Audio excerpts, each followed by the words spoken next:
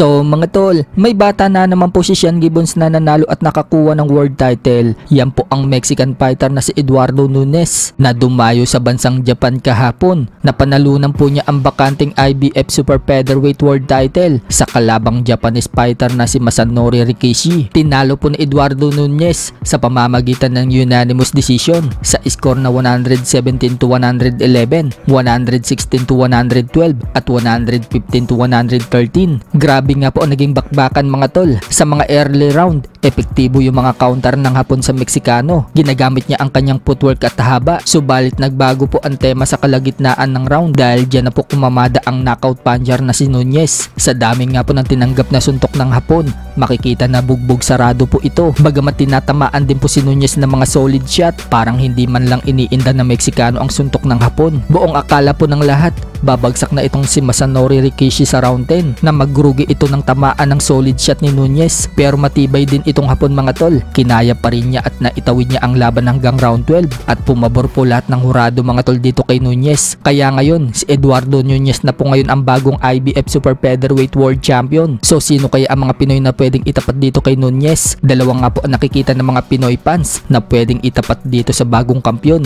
Yan po ay sina Mark Magsayo, Charlie Suarez. Pero para sa atin mga tol, mukhang mas pwede itong si Charlie Suarez kung ibigay sa kanya ang panalo sa controversial fight niya dito kay Navarrete. Si Magsayo kasi mga tol, bata po yan ni Sean Gibbons, kaya hindi yan itatapat dito kay Nunes. So tatlo na nga po ang bata ni Gibbons mga tol ang kampiyon sa IBF. So tatlong bata nga po ni Gibbons ang puro panalo na mga kampiyon sa IBF. Yan po ay si Eduardo Nunes, ang IBF Super Featherweight World Champion, Pedro Taduran na IBF Minimum World Champion, at IBF Super Flyweight World Champion Willibaldo Garcia Perez na nanalo din noong nakaraang Sabado sa rematch kay Rene Calixto Bibiano sa Mexico. Samantala, panalo naman po sa main event sa Japan itong Japanese na si Yoshiki Takei. Muli po niya nadepensahan sa pangalawang pagkakataon ng kanyang WBO Bantamweight World title sa kalabang Thai fighter na si Tapong Tongdi. Walang kahirap-hirapong tinapos ng kampiyon ang Thai fighter sa loob lamang ng first round. 3 beses po itong pinabagsak ni Yoshiki Takei hanggang sa itigil na po ng referee ang laban. Dahil sa panalo ni Yoshiki Takei mga tol,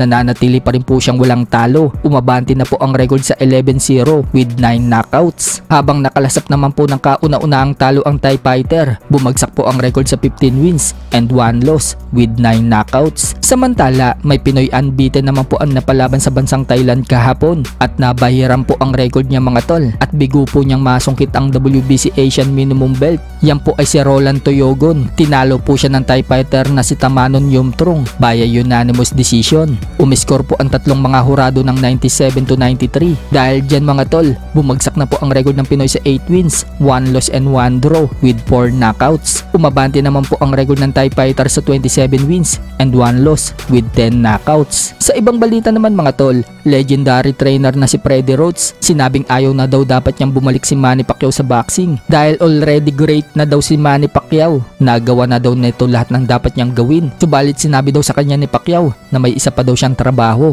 Sinabi din daw ni Pacquiao mga tol na gusto daw niya ipakita sa mundo na siya daw ay tunay. So hindi siguro masaya si Manny Pacquiao mga tol na natalo siya sa huling laban niya. Gusto siguro ni Manny Pacquiao mga tol na magretiro siya ng panalo. Marami po kasing naging issue sa huling naging laban ni Manny Pacquiao, kaya siya natalo. Hindi yung father time na sinasabi ng iba. Nagulat nga din daw si Freddie Roach mga tol dahil maging yung asawa daw ni Manny Pacquiao na si Jinky Pacquiao, sinabihan daw siya na gusto daw niya makita na lumaban ulit si Manny Pacquiao at ready daw itong lumaban. Madalas daw kasi marinig ni Roach kay Jinky Pacquiao mga tol na sinasabi nito magretiro na daw si Manny Pacquiao. Pero ngayon, gustong gusto daw ni Jinky Pacquiao na lumaban muli si Manny Pacquiao. At tinanong din daw si Freddie Roach mga tol kung sino ang pipiliin niyang makakalaban ni Pacquiao. Sagot ni Freddie Roach mga tol, isang laban pa daw. Yung best fight daw para kay Pacquiao at yung kayang dominahin ni Manny Pacquiao yung kalaban. At sa tingin niya, kaya daw na itong gawin ni Manny Pacquiao. So yan na nga po yung laban kay Mario Barrios mga tol. Sinisiguro ni Freddie Roach mga tol na duduminahin ni Manny Pacquiao itong si Barrios.